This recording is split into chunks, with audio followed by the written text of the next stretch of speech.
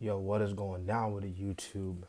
This is the kid DC Wrestling, and in about a couple days from now, WWE is going to be hosting their next show, WWE's Crown Jewel, the annual pay-per-view event in Saudi Arabia.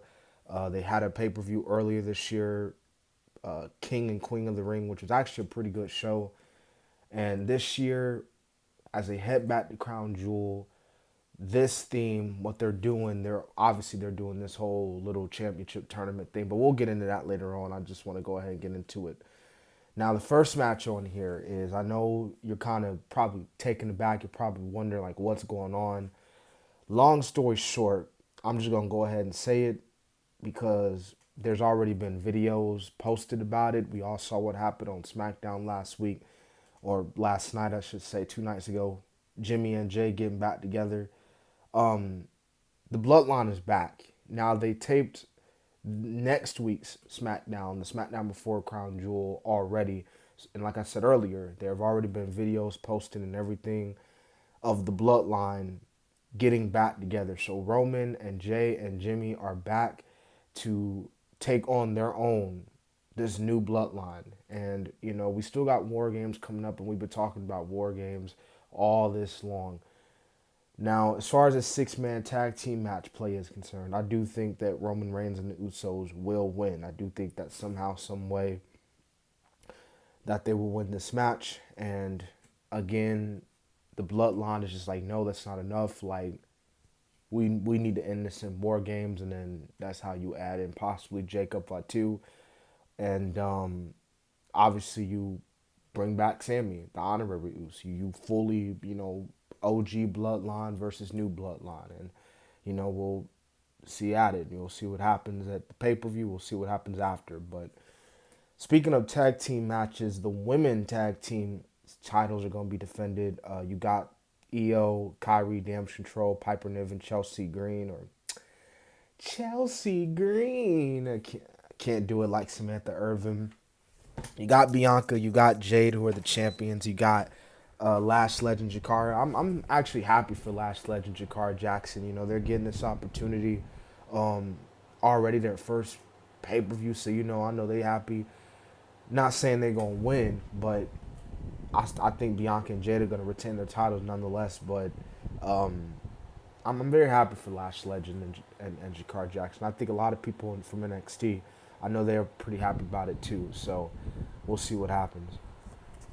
Okay, so LA Knight, yeah, Carmelo Hayes, and Andrade in a triple threat match for the United States Championship. This is going to be, I feel like, one of those show stealer matches. One of those matches at the pay per view where it's like, man, it was so good, but it doesn't get talked about a lot because other stuff happened on the show.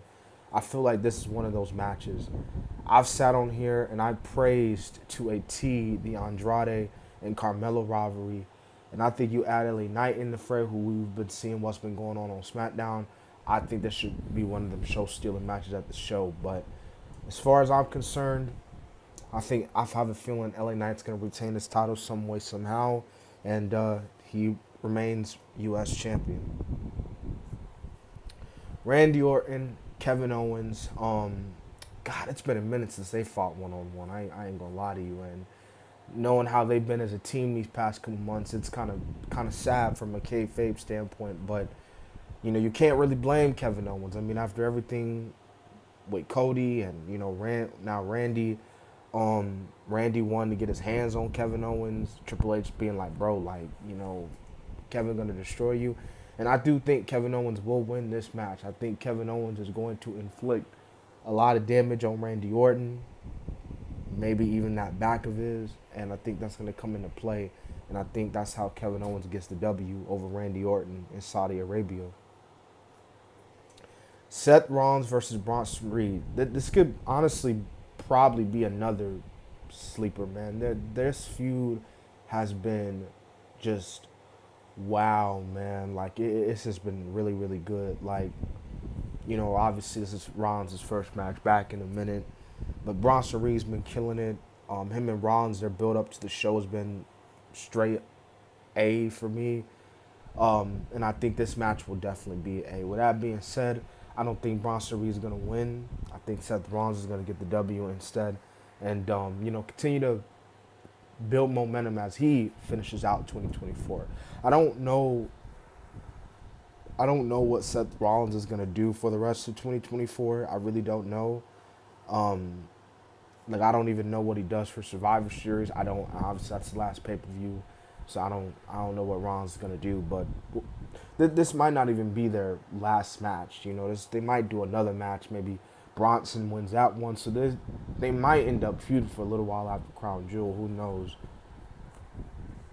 And now we get to this little tournament, Crown Jewel champion. It ain't even a tournament. It's just like bragging rights. Honestly, if you think about it, it's bragging rights, but they're doing it in Saudi Arabia.